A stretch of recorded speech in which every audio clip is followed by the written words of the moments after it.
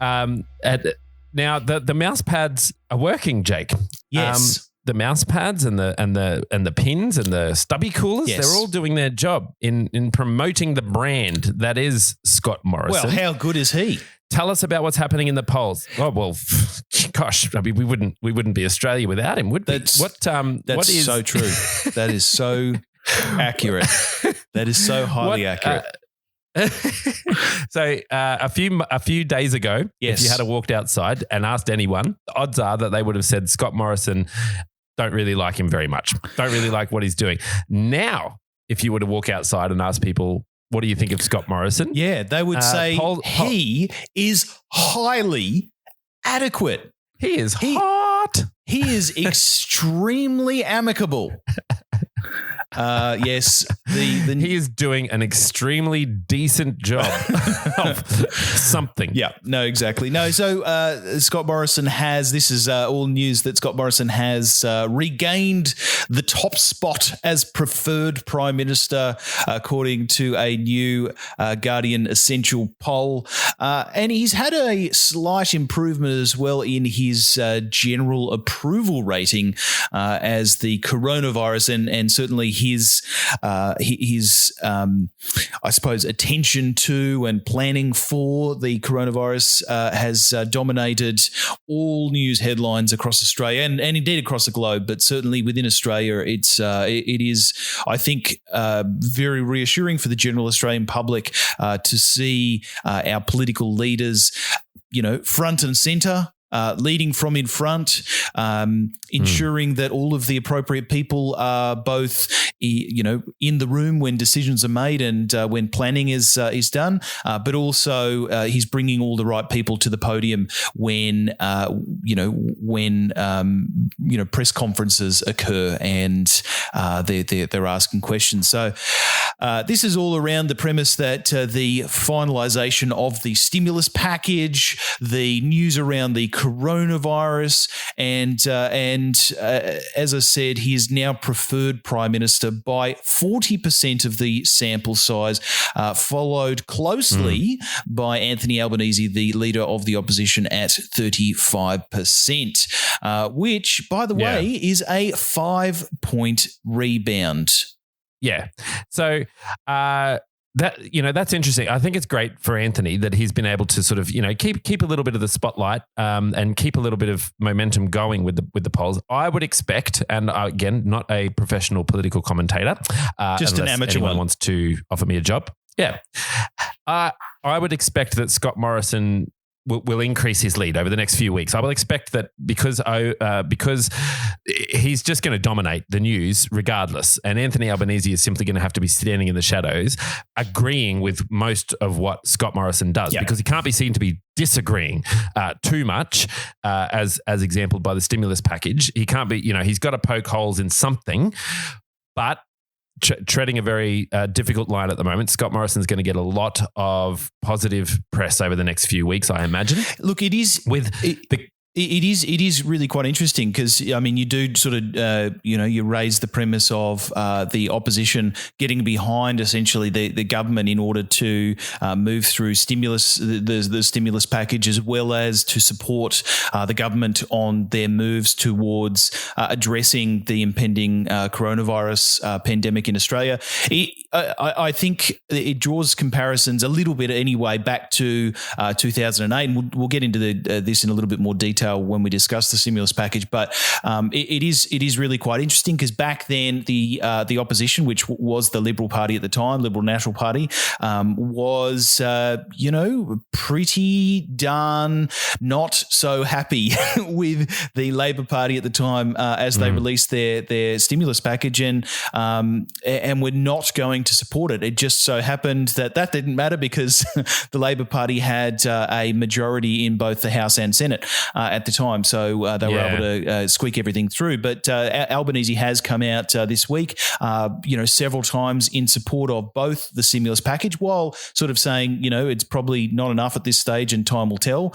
We've got a bit of experience here, but also saying in terms of the response to the coronavirus and certainly the continuing impact from the bushfires that the Liberal Party and certainly Scott Morrison in general seems to be doing the appropriate job of keeping Australians informed and hopefully a little bit out of panic.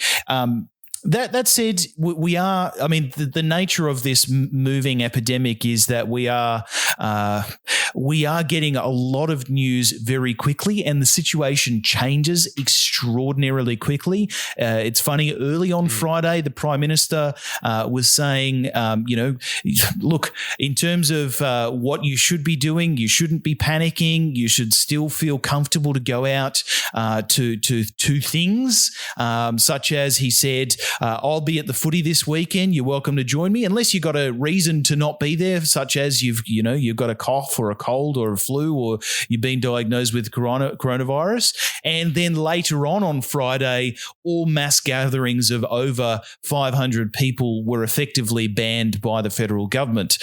So Scotty will not be going to the footy this weekend. I thought he was going. No, I thought he was still going. He's 100% not going. Monday. He is 100% not going. Oh.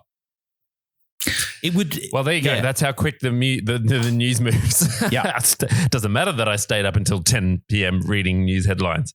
Well, you might be right. There you go. It is interesting. You might actually have more accurate news. The point that I took from it was, once they released that premise that gatherings over 500 will not be going ahead, that nobody would be going to anything because they've cancelled the Grand Prix. No, that's.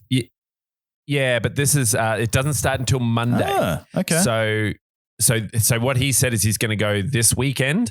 Now, whether or not that's a good idea because he's been exposed to Peter Dutton. P. Duddy. Or, he might have been exposed to someone who's been exposed to Peter Dutton. Yep. Then I don't Anyway. Can we stop talking about Peter Dutton exposing himself? With pleasure. Now, exposing himself with pleasure? No. All right. So yes. So Scott, I think this is working in Scott Morrison's favor. I think I think an unfair criticism that I think we'll see happen a lot over the next few weeks is that he learnt lessons from the bushfire and that's why this is being handled so well. Let me tell you why I think that is a little unfair. The bushfire happened very, very quickly.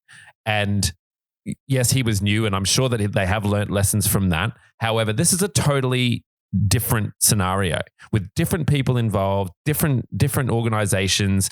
We had been planning for this for a long time.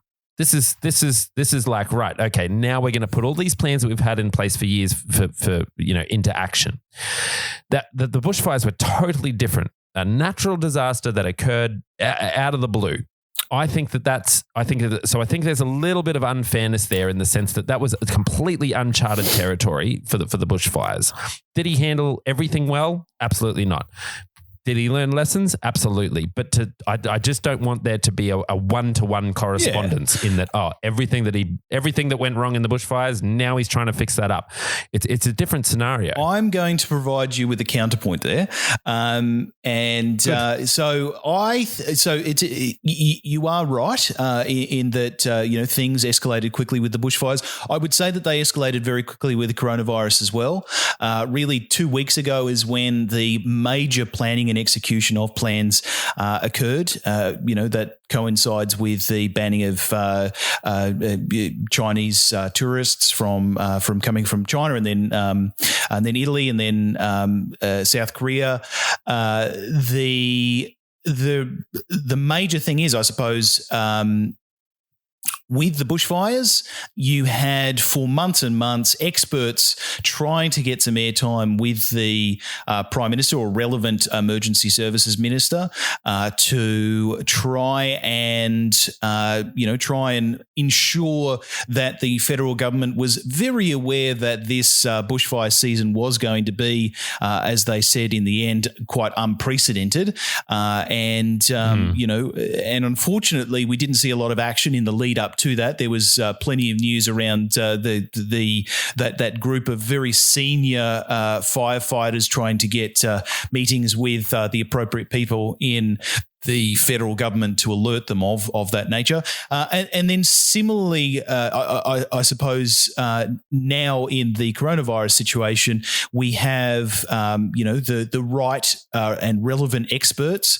For example, Australia's Chief Medical Officer and Chief Health Officer, they are the experts. They got in contact with the relevant people within the federal government. Just so happened that in this particular case, and I would hazard to guess that there are some learnings here from the bushfire situation. Certainly, having the Prime Minister front and centre suggests that there have been some lessons learned that, essentially he gained the knowledge that the Australian people most certainly want to see their Prime Minister, their leader, in front of cameras, answering questions, reassuring, and he has absolutely done that. While I think you are absolutely right, the situations are different.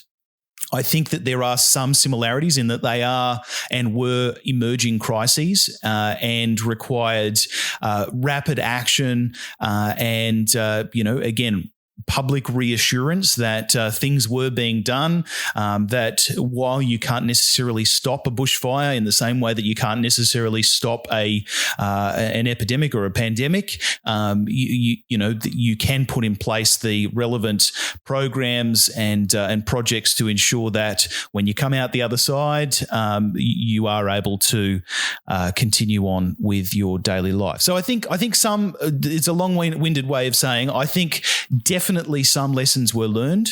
I think the majority of those lessons, surround the premise that the Prime Minister and a lot of the cabinet definitely recognise that if you are not front and centre and showing that you are the leader of the country and providing genuine leadership to the country, then you will be penalised. And I think that they have taken that message to heart and they are showing genuine leadership on the coronavirus. Yeah. One of the interesting points there is that, there was one of the lines that the Liberal Party had during the bushfire stuff was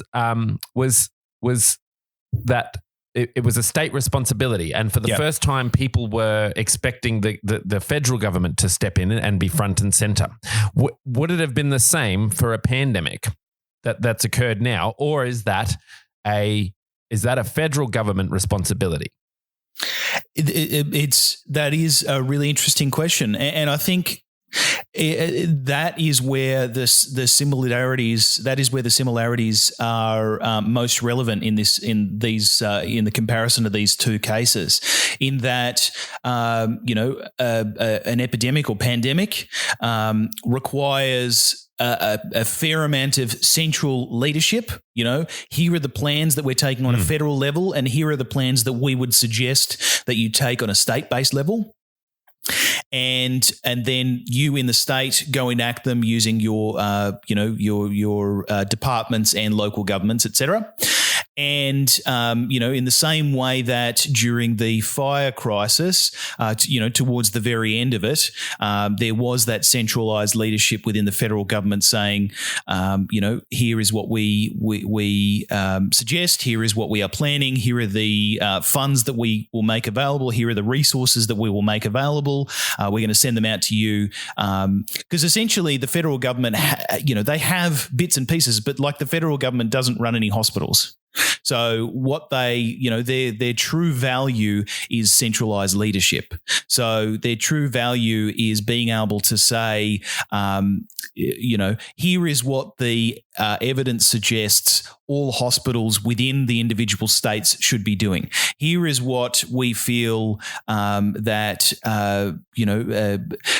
people should be doing with public transport. Here are the sorts of so there's a lot of these things that require a single bit of a single message, a single theme being both put together and then disseminated. You would hope through a good, strong leader. Does that make sense? I may have just been rambling a lot. Yeah. No, I think, I mean, it's a trickle down effect. And I suppose that's, it sort of leads on to where I was heading in my initial point, which was that, that they had to go through a transition phase during the bushfire season from the state responsibility to at least the federal appearance of responsibility in order to make sure that people didn't start rioting in the streets. Whereas during a pandemic, the federal government would naturally step in. There's no need for a transition phase. There's no need to go, oh, this is brand new territory while navigating it. And I'm not excusing Scott Morrison from all the mistakes he made during the bushfire season. That's not what I'm doing.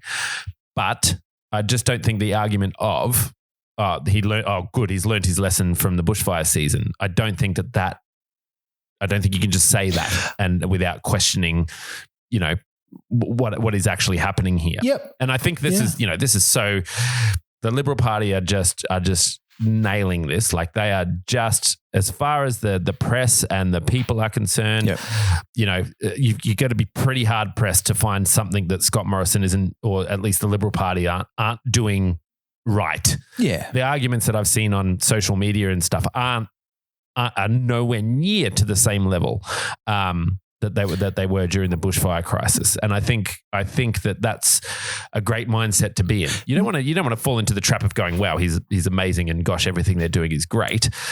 You want to question things. Yeah, of course. But man, from my perspective, from a guy who's got a wife and 3 kids, and a job and catches public transport and functions.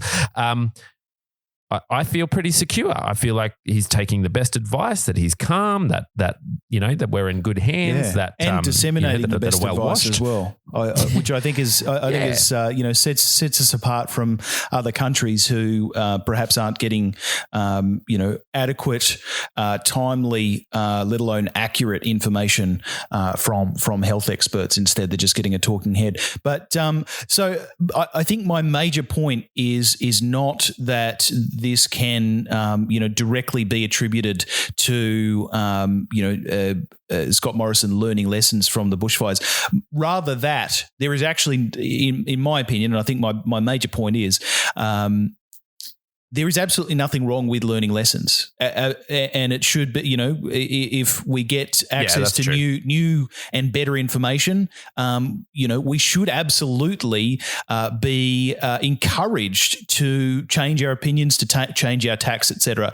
And if Scott Morrison and the Liberal National Party learned lessons from the bushfires, and that was the major driving force behind them, being in front of cameras now and taking absolute charge. I don't think it was, but I'm merely making the point that if that was the lesson that they needed to learn in order to take charge of this crisis, then I'm very, very comfortable with that being the case. I absolutely agree with you that you cannot directly attribute the response that the government has taken towards the coronavirus impending and now actual pandemic. You cannot directly attribute that to lessons learned out of the bushfires. I think this is a federal government acting in the way that a federal government should act. It's showing genuine leadership. It's showing, an evidence-based attitude,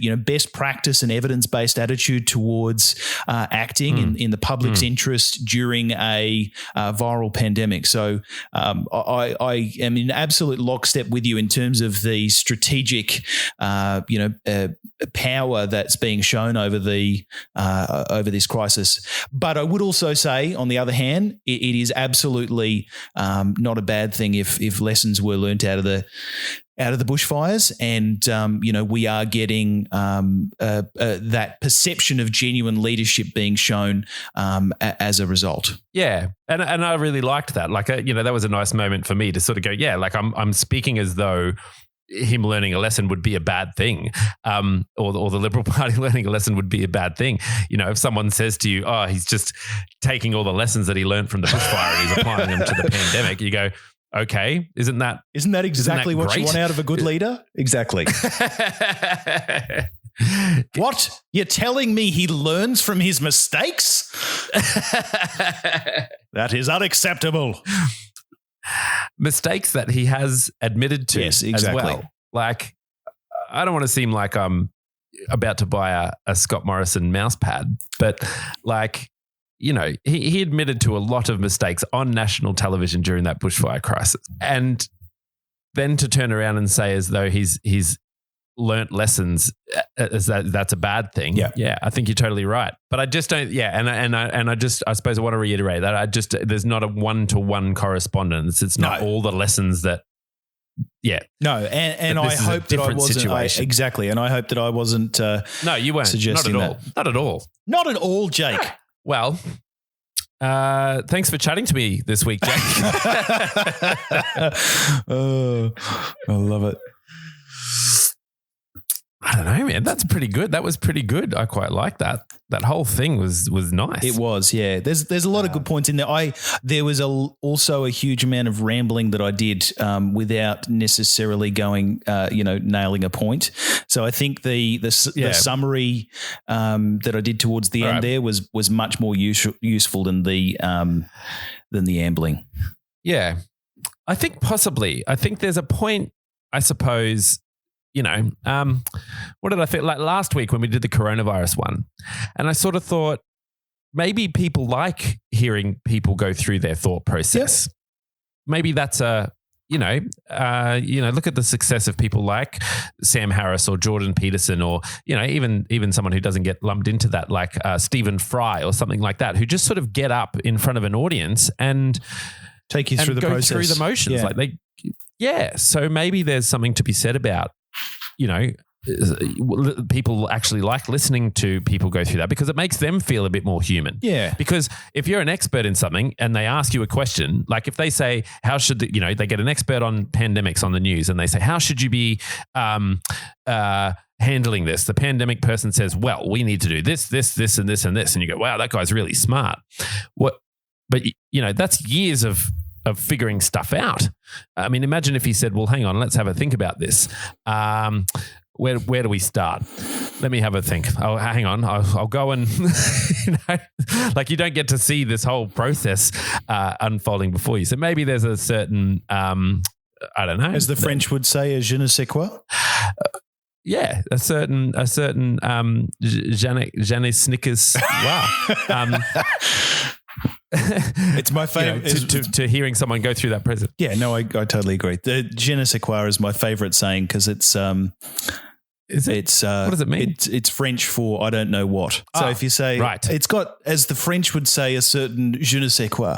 I think like a garlic aroma. I mean that painting. Wow, it's gorgeous. It has, as the French would say, a certain je ne sais quoi. Oh, yeah, a certain painting feel. Now, yeah, and so I think, you know, if a relatable, that's the word I'm looking for, a relatable element to it. So anyway, I don't know. Maybe this whole thing will just make it onto the podcast and we'll just see what people think. Okay. I suppose it's just, like everything's a bit weird at the moment, you know, watching TV is weird. Talking to the kids is weird. Eating breakfast is weird. It's really weird. Eating breakfast is weird. It's just like, man, what am I doing? What is breakfast? Chicken ovulation. Break the fast? What fast? Am I considering that a fast? Anyway. I was asleep. I wasn't eating. That's true. Yeah. Am I still asleep? How do I know? What is this? Are we even porridge? Are we even real? Is this all a simulation? Has a certain Janek Nicholas Qua. Je ne sais quoi. Je ne sais quoi. I love it. Please start using that in your everyday life.